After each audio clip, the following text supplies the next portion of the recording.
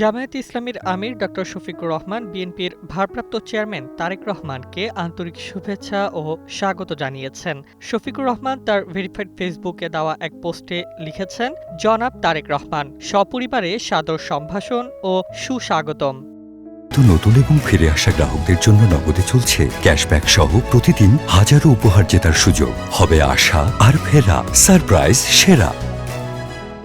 এর আগে সকাল ৯টা ৫৭ সিলেটের ওসমানী আন্তর্জাতিক বিমানবন্দরে অবতরণ করে তারেক রহমানকে বহনকারী বিমান। পরে বেলা ১১টা ৪০ ঢাকার হযরত শাহজালাল আন্তর্জাতিক বিমানবন্দরে পৌঁছলে তাকে দলের শীর্ষ নেতারা উষ্ণ অভ্যর্থনা জানান। বিমানবন্দর থেকে বের হওয়ার পর হাজার হাজার নেতাকর্মী তারেক রহমানকে স্বাগত জানান। তিনি নেতাদের সঙ্গে কুশল বিনিময় করেন, জনতার উদ্দেশ্যে হাসি মুখে হাত নেড়ে শুভেচ্ছা জানান।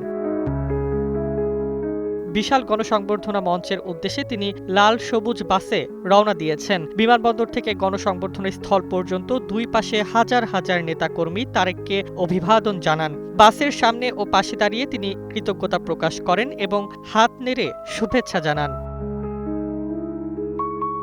এই উৎসবমুখর স্বাগত ও গণসংবর্ধনা বিএনপির দীর্ঘদিনের প্রতীক্ষার প্রতিফলন, যা বাংলাদেশের রাজনৈতিক ইতিহাসে একটি উল্লেখযোগ্য ও গুরুত্বপূর্ণ মুহূর্ত হিসেবে বিবেচিত হচ্ছে।